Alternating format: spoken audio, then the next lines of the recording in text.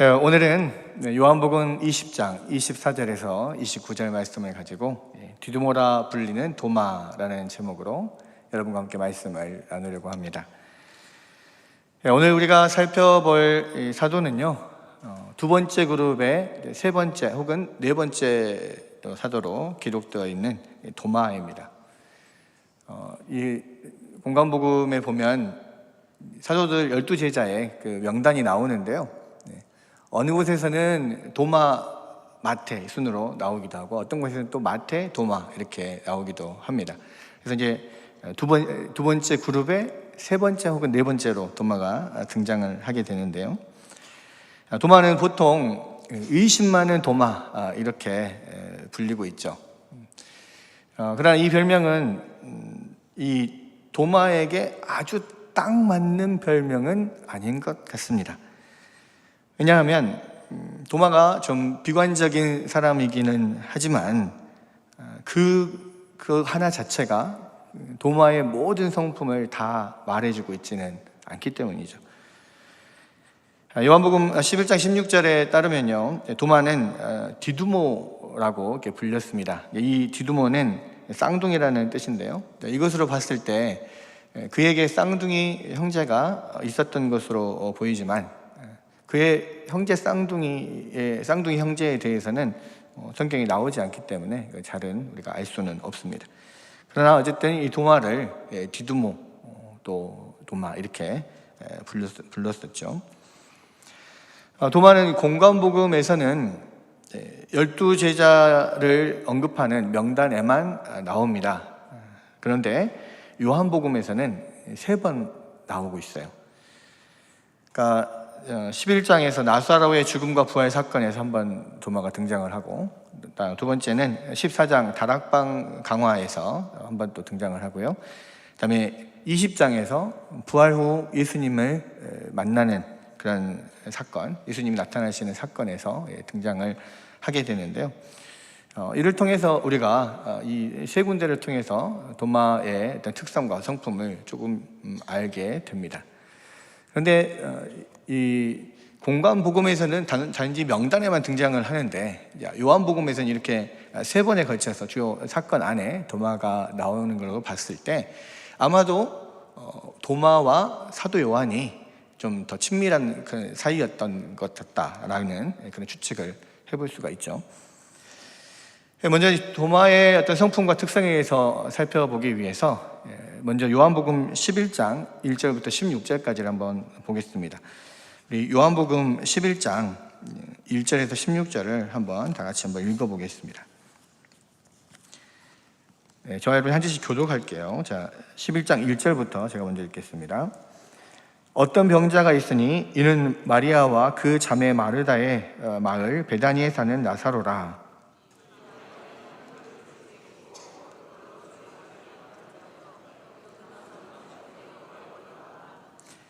이에 그 누이들이 예수께 사람을 보내어 이르되 주여 보시옵소서, 사랑하시는 자가 병들었나이다 하니,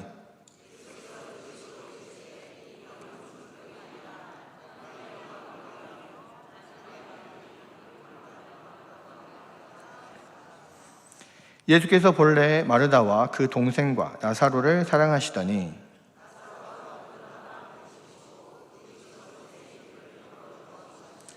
그 후에 제자들에게 이르시되 유대로 다시 가자 하시니,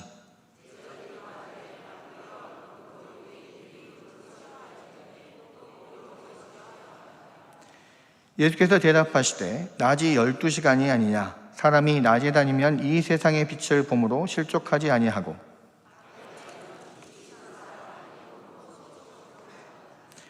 이 말씀을 하신 후에 또 이르시되 우리 친구 나사로가 잠들었도다. 그러나 내가 깨우러 가노라.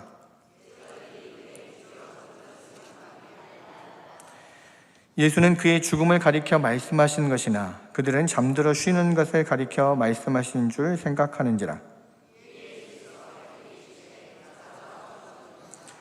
내가 거기 있지 아니한 것을 너희를 위하여 기뻐하노니 이는 너희로 믿게 하려 함이라. 그러나 그에게로 가자 하시니 디두마라고도 하는 도마가 다른 제자들에게 말하되 우리도 주와 함께 죽으러 가자 하니라. 아멘.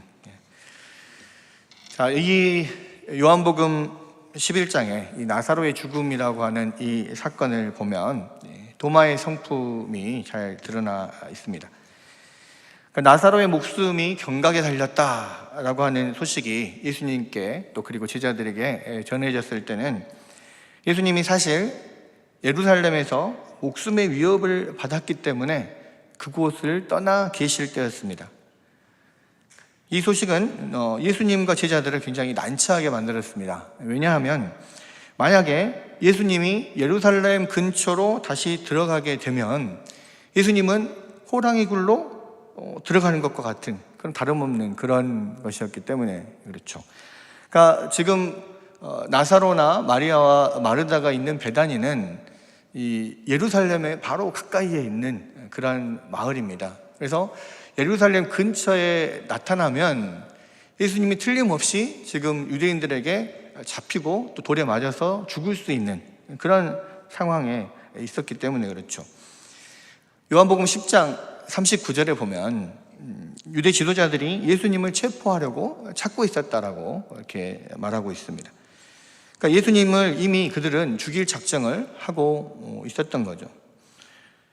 그러나 예수님은 나사로가 병들었다는 소식을 듣고 이틀 동안을 더 그곳에 유하시다가 드디어 나사로가 죽자 나사로를 살리러 제자들에게 다시 유대로 올라가자 이렇게 말씀을 하셨어요. 근데 제자들은 이것은 정말 미친 짓이다 이렇게 생각을 했습니다. 이것은 자살하는 것과 똑같다. 왜냐하면 지금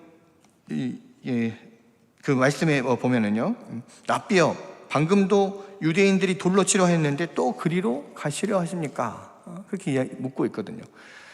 이미 요한복음 10장에서 유대인들과 논쟁을 하다가 자기를 하나님과 동등하다, 하나님이다 이렇게 말하는 것을 듣고 분노해서 유대인들이 돌로 쳐서 죽이려고 했거든요. 근데 그것을 피해서 지금 예수님이 예루살렘을 지금 떠나 있는 것이 피신해 있는 그런 가운데 있는 거예요. 그런데 그곳으로 다시 들어간다. 그러면 진짜 죽으러 들어가는 거나 다름이 없는 거죠. 솔직히 제자들은요, 예루살렘 근처로 되돌아가고 싶지 않았습니다. 그리고 그들은 굉장히 두려움에 떨고 있었던 거죠. 만약에 예수님이 베다니로 되돌아가신다면 반드시 죽음을 당할 것이다 라는 확신을 제자들은 하고 있었습니다. 그러나 예수님은 이미 그곳으로 가야 된다라고 마음의 결정을 하시고 나사로에게로 가자 지금 제자들에게 말씀을 하신 그런 상황 가운데 있는 거죠. 도마가 입을 연 순간이 바로 이 순간입니다. 16절에 보니까요, 디두모라고도 하는 도마가 다른 제자들에게 말하되 우리도 주와 함께 죽으러 가자 하니라. 이렇게 이야기를 했습니다. 우리도 주와 함께 죽으러 가자. 이 말은 이순신 장군이 그 명량해전을 앞에 두고 그 임금에게 올린 장계에서 이렇게 이야기를 하죠. 신에게는 아직 12척의 배가 남았습니다. 죽을 힘을 다해 한가에 싸운다면 오히려 해볼 만합니다. 이렇게 장계를 올렸거든요. 그러니까 이 이순신 장군의 이야기는 굉장히 불가능한 상황이지만 내가 열심히 해서 싸우면 이길 수 있다라고 하는 어떤 용기 있는 긍정적인 그런 말이었어요. 그런데 도마는요, 이게 죽을 각오로 우리가 가서 싸워 이기자 뭐 이런 의미가 아니었습니다. 도마의 말은 굉장히 비관적인 말이었어요. 실제로 죽으러 가자는 이야기였습니다. 그러니까 틀림없이 지금 가면 죽을 거라는 거죠. 예수님과 함께 가면 돌에 맞아서 예수님도 죽을 것이고 우리도 죽을 것이다. 그러나 함께 가서 죽자 뭐 이런 이야기입니다. 예수님이 분명히 지금 베다니로 가시면 죽을 것이라고 하는 확신을 제자들도 갖고 있고 도마도 갖고 있어요. 그런데 다른 제자에게 없는 것이 도마에게 있었습니다. 그게 뭐냐? 만약 그것이 주님이 하시겠다라고 마음먹은 일이라면 도마도 마음을 굳게 먹고 주님과 함께 가서 죽을 결심을 한 거죠. 주님이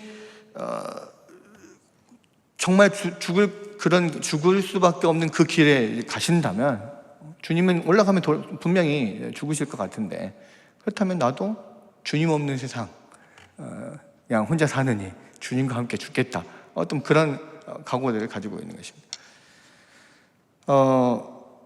사실은요, 이 비관주의자들은 어떤 일을 볼 때 항상 부정적인 결과를 보고 그것을 확신합니다. 그래서 안 된다고 생각하죠. 움직이지 않아요. 만약에 도마가 그냥 비관주의적인 성격만을 가지고 있었다면 끝까지 예수님을 말렸을 겁니다. 안 됩니다. 예수님, 뭔 소리라요. 지금 올라가면 우리는 죽어요. 안 된다니까요. 이렇게 이야기를 했을 거예요. 그리고 만약에 긍정적인 사람이었다면 밝은 면을 보고 이야기를 했겠죠. 예수님이 거기가 죽을 자리인지 모르고 지금 가시는 것이 아닐 것이요. 주님을 믿고 갑시다. 주님이 함께 하는데 뭔 걱정이요. 갑시다. 이렇게 했을 거라는 거죠. 그런데 도마는 분명히 비관적인 사람이었고, 주님과 함께 지금 가면 반드시 예수님도 죽고 자기들도 죽을 것을 알고 있고 확신하고 있었어요. 그런데 그럼에도 불구하고 예수님과 함께 죽으러 가자, 지금 이야기를 한 거예요. 여러분, 이것은요, 사실 비관적인 어떤 그러한 성격을 가지고 있지만 한편으로는 예수님을 향한 어떤 깊은 사랑과 헌신이 그 비관적인 성격을 뛰어넘어서 죽을 각오를 하고 예수님을 따라가게 만드는 것입니다. 그러니까 오늘 제가 마리아 찬양 때 이 찬양 I follow him, 이 찬양을 들으면서 마치 도마의 고백 같다는 그런 생각을 했어요. 우리가 주와 함께 죽으러 가자. 거기가 죽을 길이든 돌에 맞아 죽을 길이든 깊은 바닷속이든 높은 산이든 어디든 나는 주님과 함께 주님을 따르겠다. 마치 여기에 나오는 도마의 고백 같다는 생각을 했어요. 너무 그래서 깜짝 놀랐습니다. 사실은 오래전부터 우리 마리아 찬양대가 이 I follow him을 연습하는 것을 제가 봤었거든요. 그러니까 이 본문 말씀을 생각하고 맞춰서 준비한 건 아닌데, 역시 하나님의 놀라운 역사로 본문과 찬양이 탁 맞아떨어지는 그런 놀라운 역사가 있는 거예요. 여러분, 사실은요, 비관적인 사람들은요, 모든 것을 인생의 어떤 삶의 부분을 굉장히 부정적으로 다 부정적인 결과를 생각하고 그것을 확신해 버리기 때문에 열심을 내기가 참 어렵습니다. 왜냐하면 딱 생각해 보면 계산이 나와요. 이런 사람들 머리도 되게 좋습니다. 딱 앉아서 딱 보면 안 될 게 눈에 딱 보여요. 이것은 이것 때문에 안 되고, 이것 때문에 안 되고, 이래서 안 되고, 저래서 안 되고, 안 될 것들이 너무 많이 보여요. 그러니까 너무 안 되기 때문에 움직일 수가 없어요. 그게 비관적인 사람의 특징이거든요. 근데 도마는 그렇지 않아요. 지금 올라가면 돌에 맞아 죽을지 뻔히 눈에 보여요. 예수님도 죽을 거고 제자들도 따라 죽을 수밖에 없을 거예요. 그러면 움직일 수 없어야 되는데 움직여서 갑니다. 그것도 그냥 따라가는 게 아니고요, 선동해서 가요. 우리가 주와 함께 죽으러 가자. 까짓 거 뭐 사람이 한 번 죽지 두 번 죽냐? 가 죽자 죽어. 그러면서 제자들을 데리고 갑니다. 실제적으로 그 도마의 이끌에 이끌려서 제자들이 예수님과 함께 베다니로 가요. 여러분, 어떻게 이런 일이 일어날까요? 비관적이고 우울하고 부정적인 부분만을 보는 사람들에게 어떻게 이렇게 그런 열정적인 헌신이 나타날까요? 그것은 도마가 예수님께 대한 깊은 어떤 사랑과 헌신을 가지고 있기 때문이에요. 예수님을 사랑하는 그것이 너무나 크기 때문에 내가 예수님 없이 이 세상에 사는 것보다 차라리 예수님과 함께 죽겠다. 예수님 없이 그냥 살아가는 것보다 차라리 죽는 게 낫겠다. 지금 그런 마음으로 도마는 예수님을 따라가고 심지어는 제자들을 선동해서 함께 지금 가는 것입니다. 여러분, 주님을 향한 깊은 사랑이 있는 사람들은요, 사실은 자신의 어떤 성격적인 결함이나 장애마저도 뛰어넘는 그런 깊은 헌신이 나올 수 있다는 것입니다. 여러분, 그래서요, 성격이 그래서 안 되는 것은 없어요. 물론 우리가 안 되는 것은 죽어도 안 되는 게 많이 있습니다. 진짜 성격상 안 되고 또 그런 능력이 없어서 안 되는 것도 정말 많아요. 그런데요, 그것을 뛰어넘을 수 있는 한 가지는 뭐냐면 하나님을 향한, 주님을 향한 그런 깊은 사랑, 이것이 그 한계를 뛰어넘게 만든다는 것이죠. 사실 그래서 우리가 도마를 그냥 의심 많은 도마로 그렇게만 평가를 한다면 도마에 대해서 상당히 평가를 잘못하거나 좀 낮게 지금 평가를 하는 것입니다. 저는 그래서 도마가 약간 비관적인 성격을 가지고 있지만 또한 그것을 뛰어넘는 주님에 대한 어떤 깊은 사랑과 헌신을 갖고 있기 때문에 그냥 비관주의자라고만 하면 안 되고 열혈 비관주의자다, 이렇게 별명을 붙여야 된다 생각을 합니다. 보면 도마는요, 결국을 주님께 그것들을 온전히 목숨을 바칠 만한 그러한 헌신, 그런 것들을 가지고 있었어요. 우리가 보통 12제자들 가운데서 예수님을 가장 사랑하고 예수님과 가장 친밀했던 제자를 생각하면 요한을 늘 떠올리곤 하죠. 그런데 오늘 본문 이것을 보면 도마도 정말로 요한만큼 그런 깊은 주님에 대한 사랑이 있었구나라는 생각을 하게 됩니다. 이런 도마의 어떤 비관적인 성격과 그리고 주님을 향한 어떤 깊은 사랑과 헌신이 합쳐져서 더욱 부정적인 결과로 나타나게 되는 것이 바로 그 문제의 요한복음 20장입니다. 그 요한복음 20장에서 우리는 도마를 흔히 의심 많은 도마다, 이렇게 우리가 이야기를 하는데요. 오늘 읽은 본문 말씀에 지금 도마가 부활하신 예수님을 보았다라고 하는 제자들의 증거를 부정하고, 뭔 소리냐, 내가 예수님의 그 손에 못자국에 내 손가락을 넣어보고 그 허리 옆구리에 창자국에 내 손을 넣어보지 않은 이상은 내가 믿을 수 없다, 이렇게 부인하는 장면이 나오거든요. 그래서 우리는 의심 많은 도마라고 그렇게 이야기를 합니다. 재밌는 것은 손에 못자국에는 손가락을 넣어보고 옆구리 창자국에는 손을 넣어본다고 그렇게 돼 있죠. 실제로 그렇습니다. 왜냐하면 못자국은 이게 손가락을 넣어볼 만한 그런 자국이고, 창자국은 이게 밑에서 창을 찔렀기 때문에 굉장히 상처가 깊으니까 손을 넣어볼 만한 그런 상처겠죠. 근데 어쨌거나 도마는 굉장히 그것을 강하게 막 부정을 했어요. 심지어는 다른 제자들이 다 예수님을 만났다라고, 한두 명이 아니라 모든 제자들이 다 와서 지금 도마에게 우리가 예수님을 봤다라고 지금 증거를 했는데도 불구하고 못 믿어요. 그리고 강하게 막 부정을 합니다. 믿지 않겠다 또는 못 믿겠다라고 하는 이 내용이 헬라어 원문에서는요, 부정어가 2번 사용이 됐어요. 그것은 아주 강한 부정을 나타내고, 그래서 이제 그것을 번역할 때 이제 다른 어떤 번역본에서는 내가 절대로 못 믿겠다, 아니 내가 절대로 믿지 않겠다, 이렇게 번역을 해놨거든요. 그러니까 지금 이 도마가 그렇게 예수님을 내가 그렇게 확인해보지 않고서는 믿지 못하겠다라고 하는 것이 단순히 의심이 많아서 그렇게 이야기를 했다기보다는 어떤 도마의 어떤 심리적인 어떤 그 심리 상태가 거기에 다 드러나 있는 것입니다. 한번 그렇게 사랑했던 예수님, 또 그렇게 믿었던 예수님이 죽으셨던 것에 대한 어떤 깊은 좌절과 실망과, 그리고 그 감정이 이제는 어떤 좌절, 실망을 넘어서 분노에까지 막 이르는 그러한 어떤 심리 상태가 사실 이 말에, 절대로 내가 믿을 수 없다라고 하는 이 말에 드러나 있는 거죠.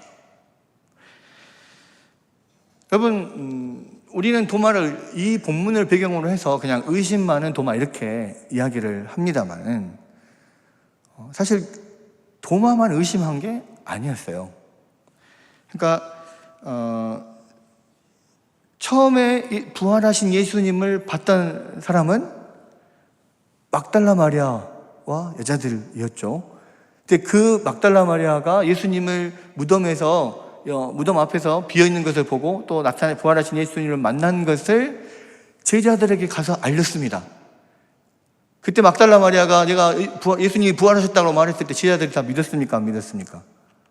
아무도 안 믿었어요. 베드로와 요한이 막달라 마리아의 이야기를 듣고 예수님 장사하신 무덤까지 가서 보고 무덤이 비어있는 것을 보고 그냥 이상히 여기더라 이렇게만 나와 있습니다. 아, 정말 할렐루야, 예수님 부활하셨구나 이렇게 믿지 않았어요.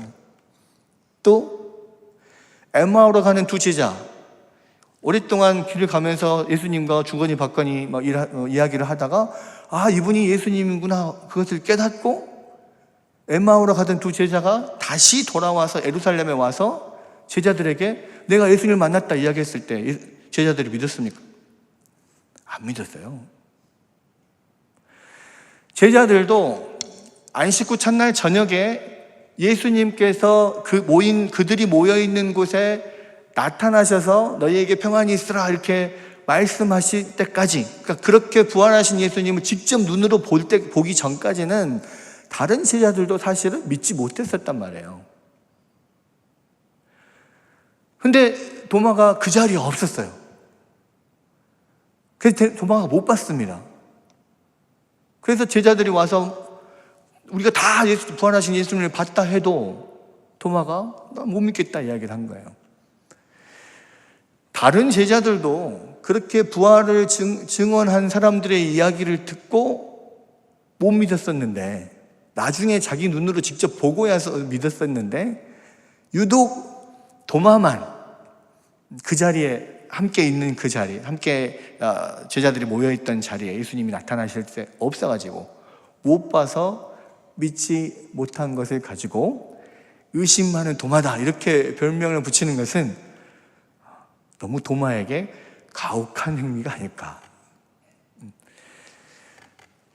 분명한 것은요, 도마는 의심이 많았다기보다는 성격이 비관적이었던 거죠. 그리고 지금 도마가 예수님의 부활의 소식을 지금 제자들로부터 들었던 이 당시에 그 도마가 막 이렇게 이야기했던, 내가 이 주님의 손에 못자국에 손가락을 넣어보고 주님의 옆구리에 내가 손을 넣어보지 않는 이상을 믿지 못하겠다, 아니 안 믿겠다 막 이렇게 이야기했을 때의 그 심리 상태는 아까 말씀드렸던 것처럼 굉장한 깊은 슬픔 가운데, 절망 가운데 빠져있고 어떤 그런 거기서부터 나오는 어떤 분노 가운데 사로잡혀 있는 그러한 때였다는 것이에요. 그러니까 다른 사람보다 의심이 많았다기보다는 다른 사람보다 감정의 기복이 훨씬 심했다는 것이고, 또 그 예수님에 대한 어떤 사랑이, 깊은 어떤 그런 사랑이 다른 사람보다 훨씬 더 깊었다는 것이고, 그 예수님의 죽으심으로 인해서 겪은 그의 어떤 좌절과 실망이 정말 그가 통제하지 못할 그런 심리 상태 가운데로 지금 빠져들게 했다는 것입니다. 우리가 그것을 어떻게 알 수 있냐면요, 요한복음 20장 우리가 읽지는 않았지만 1절에 19절에 보면 처음 안식 후 첫날 저녁에 예수님께서 제자들에게 나타나실 때 어떤 상황이었냐면요, 이날 곧 안식 후 첫날 저녁 때에 제자들이 유대인들을 두려워하여 모인 곳에 문을 닫았더니 예수께서 오사 가운데 서서 이르시되 너희에게 평강이 있을지어다 이렇게 이야기를 했습니다. 안식 후 첫날이면 예수님이 안식 후 첫날 새벽에 부활하셨잖아요, 그죠? 그날 저녁에 제자들이 한 곳에 지금 모여 있는 상태입니다. 아마도 이 장소는 사도행전에서 나오는 그 마가의 다락방, 그곳이 아닐까. 최초의 어떤 교회로서의 역할을 했던 그곳에 지금 제자들이 모여 있고, 유대인들이 제자들이 모여 있는 것을 보고 자기들도 해야 할까 봐 두려워서 지금 문을 닫고 있는 그런 상태죠. 지금 모든 교회 사람들이 다 모여 있어요. 예수님의 안식 후 첫날 새벽에 부활하신 예수님을 봤다는 막달라 마리아의 증언이 있어서 막 이렇게 웅성웅성하는데, 또 엠마오로 가던 두 제자가 돌아와서 진짜 우리도 부활하신 예수님을 만났다, 뭐 이런 상황에서 그런 웅성웅성한 가운데서 지금 하루 동안 제자들이 다 그곳에 모여 있는 상태란 말이에요. 그런데 도마만 빠져 있어요. 여러분, 도마가 왜 빠져 있을까요? 물론 이것을 가지고 우리가 추측을 해보면요, 도마가 굉장히 깊은 절망과 실망 가운데 지금 빠져 있습니다. 아까 말했듯이 그게 분노의 감정까지로 지금 치솟고 있는 상황이에요. 너무 그것이 깊이 예수님을 사랑했던 것만큼 또 그 배신감과 어떤 실망감이 너무 컸기 때문에 너무 깊이 좌절하고 실망해버렸어요. 그러니까 공동체 안에 사람들과 함께 머물러 있지를 못하는 거예요. 이런 사람들을 굉장히 그 감정이 깊고 어떤 감정의 기복도 심하고 또 약간 우울하고 비관적인 이런 사람들은요, 이런 문제가 닥치면 대부분 자기의 굴로 치과에 들어갑니다. 사람들과 만나기 싫어해요. 공동체 안에 있지를 못하고 혼자서 그냥 자기 토굴 속으로 지금 들어가 문 딱 걸어 잠그고 안 나오고 지금 있는 거예요. 그러면서 그 안에 더 깊은 좌절과 실망 속으로 그 실망의 그 구렁텅이로 막 쭉 점점점 빠져 들어가서 혼자 있는 거죠. 여러분, 그래서 사실은 도마가 지금 혼자 이 공동체 전체가 부활하신 예수님을 만나게 될 그 당시에 도마가 없었던 거예요. 여러분, 근데요, 우리가 좀 여기서 눈여볼 필요가 있습니다. 지금 제가 12사도, 12제자들을 한 사람 한 사람 그 사람의 성품과 특성에 대해서 성경을 그냥 살펴보면서 생각해 보고 있는데요. 지금 예수님의 제자 공동체에도 베드로나 안드레나 요한과 이런 빌립이나 바돌로메나 이런 모든 사람들 한 사람 한 사람이 정말 개성과 특성이 아주 구별되는 뚜렷한 이런 사람들이 12제자로 지금 부르심을 받았잖아요. 그 주님의 부르심을 받은 공동체 안에는 이런 사람도 있고 저런 사람도 있습니다. 베드로 같은 막 다혈질의 사람도 있고, 요한 같은 진중한 사람도 있고, 안드레와 같은 그런 평화의 피스메이커들도 있고, 빌립 같은 아주 분석적인 사람도 있고, 바돌로메 같은 그런 그런 성격이 어렵고 이런 사람들도 있습니다. 근데요, 토마 같은 사람도 있단 말이에요. 그 감정의 기복이 굉장히 심하고 그것으로 인하여서 나오는 그 약이 되는 어떤 그런 행동에 그런 파워가, 어떤 영향력이, 힘이 큰 이런 사람들이 있어요. 근데요, 이런 사람들의 특징은 무엇입니까? 신앙생활을 하다가 무언가 자기가 생각한 대로 안 될 때, 자기 뜻대로 안 될 때, 또는 자기가 정말로 열심히 사랑과 헌신을 다 했는데 결과가 나쁘게 나왔을 때 쉽게 영적 침체에 빠져듭니다. 그런 사람들이 상처받고 교회 안 나오고 혼자 집에 들어 앉아 있는 거죠. 여러분, 근데요, 도마와 같이 만약에 그런 사람들, 그런 성격을 가지고 있다면은 사실 굉장히 영적으로 많은 손해를 봐요. 여러분, 지금 이 도마가 이것 때문에 손해본 게 뭡니까, 영적으로? 도마는 지금 어떻게 보면 기독교 역사상 아주 역사적인 사건에 동참을 못한 거예요. 무슨 이야기냐면, 안식 후 첫날 처음 제자들의 공동체 앞에, 즉 제자들이 모여있는 그 교회 안에 부활하신 예수님이 처음 나타나셨어요. 예수님을 처음 만난 겁니다. 이날이 무슨 날입니까? 우리가 지금 주일로 지키는 안식 후 첫날, 주일날이잖아요. 그러니까 주일날 교회 제자 공동체가 한 자리에 함께 모여 있어요. 그때 예수님이 나타나셨어요.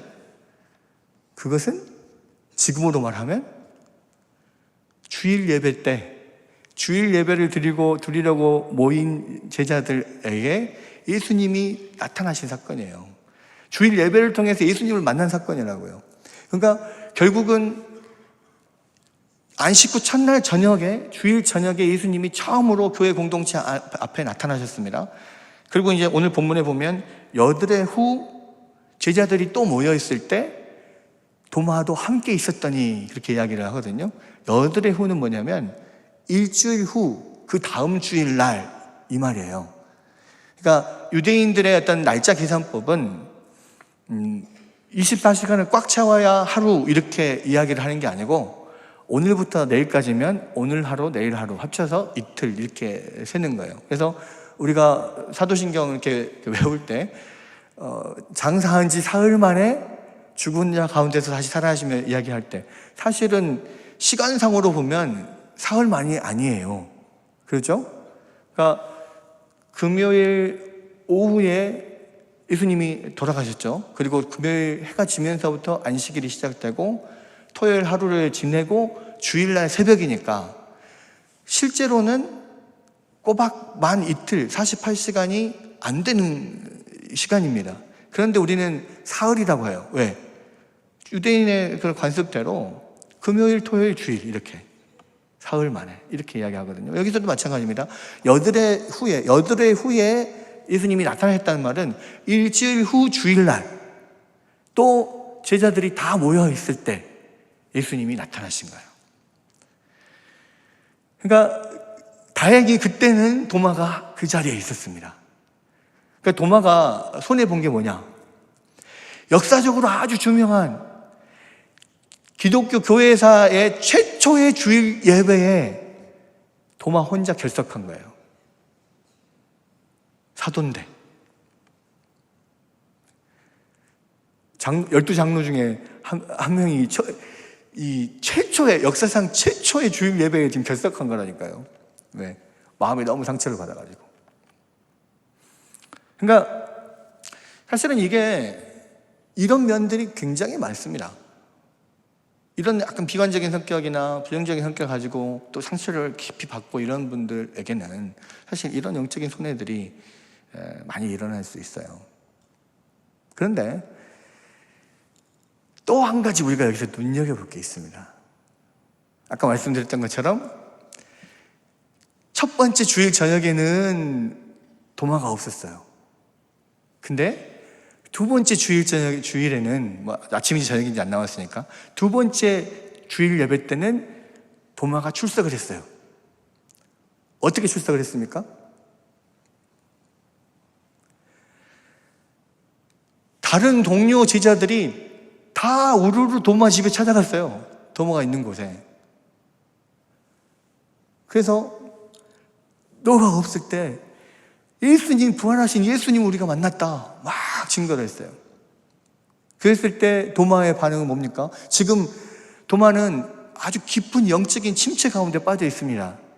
그러니까 그렇게 말했을 때 할렐루야 그렇게 하지 않았어요. 이 영적인 침체 가운데서 빠져나오려면 더 많은 위로와 격려와 확신과 이런 것들이 필요해요. 처음 예수님을 만났던 제자들이 다 몰려가서 도마에게 예수님, 우리가 주님을 만났다 증거를 했어요. 안 받아들였어요. 그럼 이 제자들이 그래, 도마는 안 될란가 보다. 이만 포기하자. 그랬겠습니까?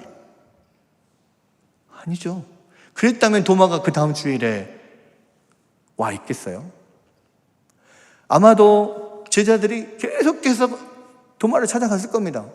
그리고 위로하고 격려하고 자신들이 봤던 것을 간증하고 그렇게 해서 도마를 그 다음 주에 교회로 데리고 왔을 거예요.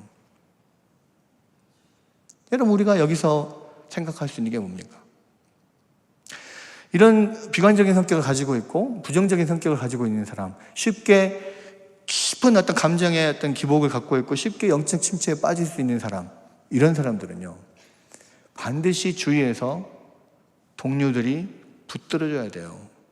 찾아가서 끌어내야 돼요. 가서 격려하고 위로하고 다시 세워서 다시 믿음을 갖도록 독려하고 데리고 나와야 됩니다.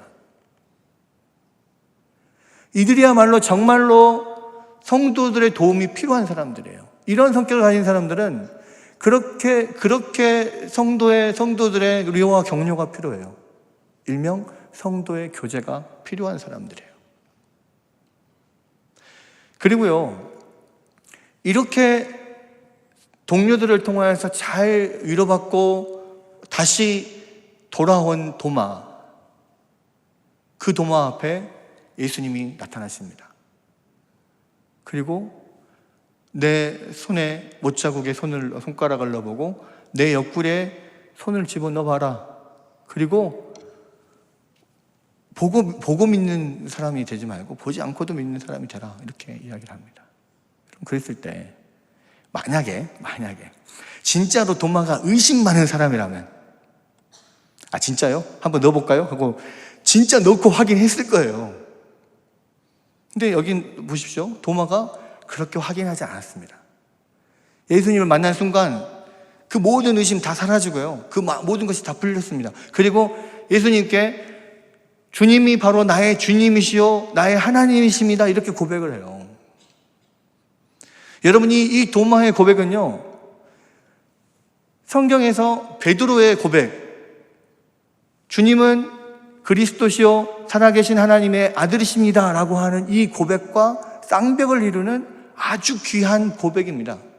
예수님이 어떤 분이신가에 대해서 명확하게 드러난, 심지어는요, 도마의 이 고백 외에 다른 곳에서는 예수님께 직접적으로 당신이 바로 하나님이십니다라고 고백한 사람은 아무도 없어요.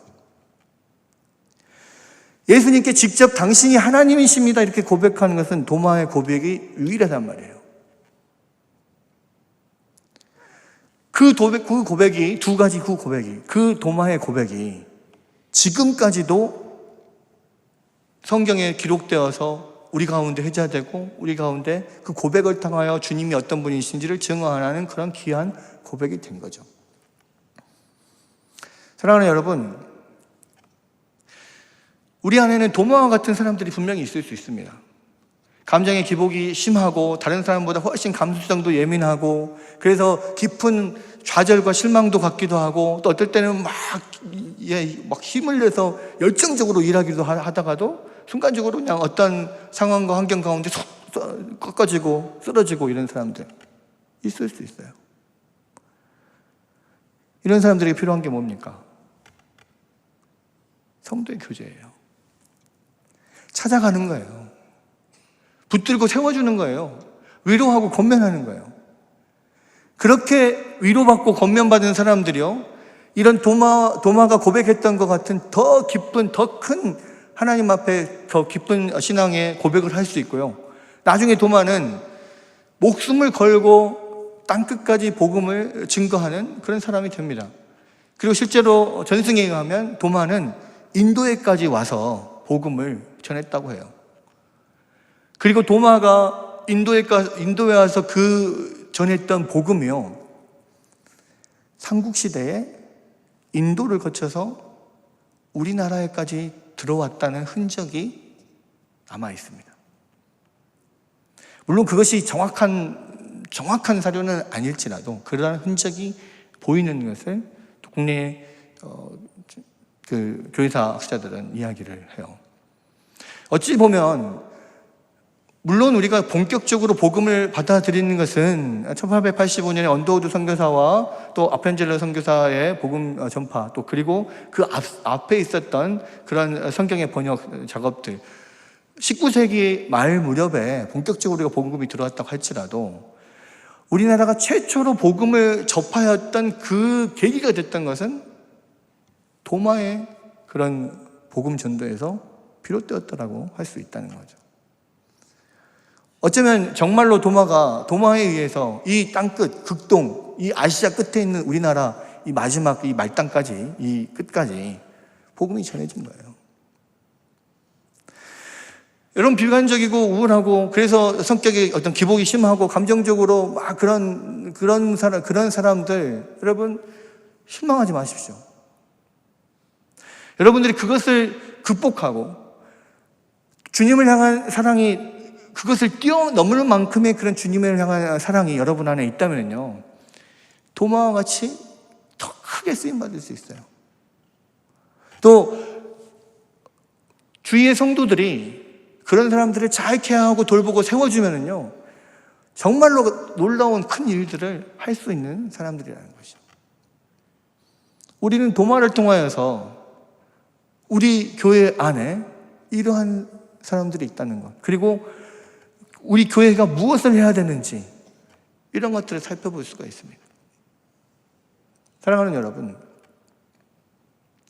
우리는 예수 그리스도를, 복음을 듣고 예수 그리스도를 만나면 다 교회 밖으로 뛰어나가서 내가 예수 그리스도를 만났노라, 예수 그리스도만이 참은 길이요 진리요 생명이다, 막 복음 전도를 하는 것이 가장 먼저 일어날 것 같죠. 근데 여러분, 부활하신 예수님을 만나서 제자들이 처음 했던 것은 뭐냐면요, 실족했던 한 영혼을 찾아가는 거였어요. 여러분, 우리가 새로운 사람들을 전도하는 것도 굉장히 귀하고 아름답고 우리가 반드시 해야 될 일입니다. 그런데요, 예수님을 만난 사람들, 그리고 신앙적으로 더 든든히 서 있는 사람들이 가장 우선적으로 해야 될 것이 무엇입니까? 이렇게 연약한 자들, 상처받고 쓰러져 있는 자들, 이들을 세우는 것이에요. 그것을 위해서 교회가 필요한 것이고, 그것을 위해서 성도의 교제가 필요한 것입니다.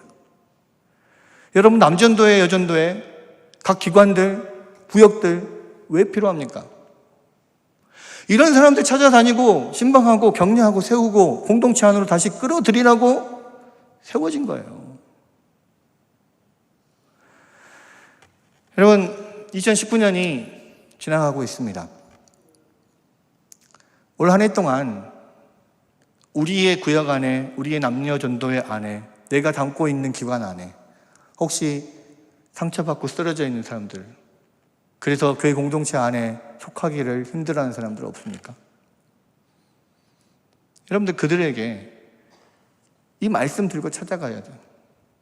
그리고 위로하고 격려하고 세워서 다시 데리고 공동체로 나와야 합니다. 여러분, 2020년도 올해 이 마지막 예배가 끝나면 내년엔 2020년도예요. 새해를 맞이하면서 우리 안에 그런 결단이 좀 있었으면 좋겠어요. 우리 안에 상처받은 사람들, 쓰러져 있는 사람들, 내가 이 말씀 들고 가서 세우리라. 그리고 내가 그들을 기도하고 위로하고 격려하고 세우면 하나님께서 그들을 놀랍게 도마처럼 사용하시리라. 이런 믿음을 가지고, 결단을 가지고 우리가 새해를 맞이하고 또 한 해 동안 열심히 노력한다면 우리 광주중앙교회는 내년에 더욱더 좋은 교회, 더욱더 든든히 서가는 교회가 될 줄로 믿습니다. 여러분 가운데 그러한 은혜가 충만하시기를 주님의 이름으로 축원합니다. 기도하겠습니다.